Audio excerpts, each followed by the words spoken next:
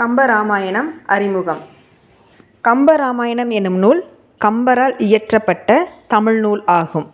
இந்நூல் இந்து சமய இதிகாசங்கள் இரண்டினுள் ஒன்றான இராமாயணத்தை மூல நூலாக கொண்டு இயற்றப்பட்டதாகும். இராம அவதாரம் என்ற பெயரில் கம்பரால் இயற்றப்பட்ட கம்பராமாயணம் ஒரு வழிநூல் ஆகும். இது வடமொழியில் வால்மீகி என்பவர் இயற்றிய இராமாயணத்தினை தழுவி எழுதப்பட்ட நூல் ஆகும். இது ஒரு வழிநூலாகவே இருந்தாலும் கம்பர் தனக்கே உரித்தான பாணியில் தன் புலமையை வெளிக்காட்ட தமிழ் மொழியில் இயற்றியுள்ளார். வடமொழி கலவாத தூய தமிழ் சொற்களை தனது நூலில் கையாண்டதால் கம்பர் தொல்காப்பிய நெறி நின்றவர் என்று புகழப்படுகின்றார். மூல இலக்கியமான வடமொழி இராமாயணத்திலிருந்து சில மாறுபாடுகளோடு கம்பர் இந்நூலை இயற்றியிருந்தார். கம்பர் இயற்றிய இராமாயணம் என்பதால் இது கம்பராமாயணம் என்று அழைக்கப்படுகிறது. கம்பராமாயணம் பாலகாண்டம், அயோத்தியா காண்டம், ஆரண்ய காண்டம், கிஷ்கிந்தா காண்டம், சுந்தர காண்டம், யுத்த காண்டம் என்னும் 6 காண்டங்களையும் 118 படலங்களையும் உடையது. இதில் 10,589 பாடல்கள் உள்ளன. காண்டம் என்பது பெரும் பிரிவினையும் படலம் என்பது அதன் உட்பிரிவினையும் குறிக்கும். 7ஆம் காண்டமாகிய உத்திர காண்டம் என்னும் பகுதியை கம்பரின் சமகாலத்தவராகிய ஒட்டக்கூத்தர் இயற்றினார் என்பர்.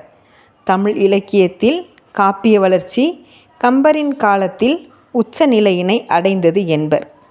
இந்நூலின் சிறப்பு கருதியும் திருக்குறளின் பெருமை கருதியும் இவ்விரு நூல்களையும் தமிழுக்கு கதி என்பர்.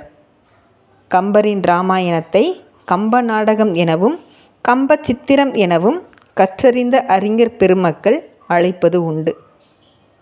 கம்பரின் யாப்பு வண்ணங்கள் நூல் நெடியிலும் மின்னி மிளிர்கின்றன. வரமிகு கம்பன் சொன்ன வண்ணமும் 96 என்றொரு கணக்கீடும் உண்டு.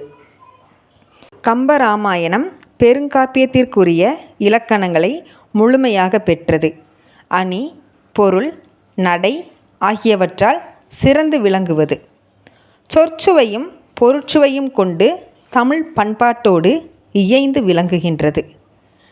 தாம் இயற்றிய நூலிற்கு கம்பர் முதலில் இராமாவதாரம் என்றே பெயரிட்டிருந்தார். ஆனால் இராமாயணம் பலரால் இயற்றப்பட்டதால் கம்பரின் பெயரோடு இணைத்து கம்பராமாயணம் என்றே அழைக்கப்படுகிறது. கம்பராமாயணத்தில் உள்ள பாடல்களையும் கம்பரின் வாழ்வினையும் கொண்டு கம்பராமாயணம் 12ஆம் நூற்றாண்டில் இயற்றப்பட்டது என்று அறிஞர்கள் கருதுகின்றனர். சிலர் கம்பராமாயணம் 9ஆம் நூற்றாண்டைச் சேர்ந்தது, 10ஆம் நூற்றாண்டினைச் சேர்ந்தது என்றும் கூறியுள்ளார்கள். வையாபுரி பிள்ளை என்பவர் கம்பர் தனியன்கள் என்பதினை 16ஆம் நூற்றாண்டில் சிலர் புகுத்தி இருக்கக்கூடும் என்று கூறியுள்ளார். இந்த கம்பர் தனியன்களில் 17 பாடல்கள் உள்ளன.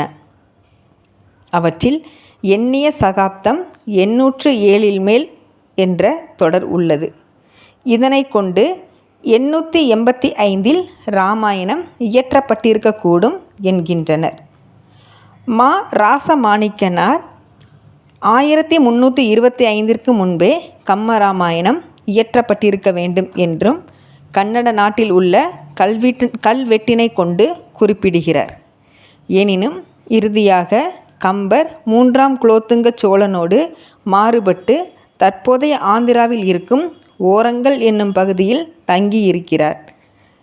அப்போது அவ்விடத்தில் இருந்த அரசன் பிரதாபருத்ரன் என்பவராவார். அவருடைய காலம் 1162 முதல் 1197 ஆகும். இதனால் கம்பர் 12ஆம் நூற்றாண்டின் பிற்பகுதியில் வாழ்ந்து கம்பராமாயணத்தை இயற்றியுள்ளார் என்பதை அறிய முடிகின்றது. கம்பர் இக்காப்பியத்தை அதன் மூலமான வடமொழியிலிருந்து தமிழுக்கு மொழிபெயர்த்தார்.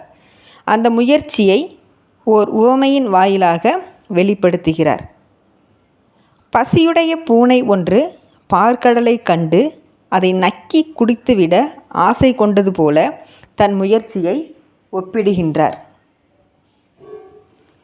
இது அவையடக்கமாக கொள்ளப்படுகிறது. கம்பர் ராமகாதையை எழுதுவதற்கு உறுதுணையாக இருந்தவர் சடையப்ப வள்ளல் ஆவார்.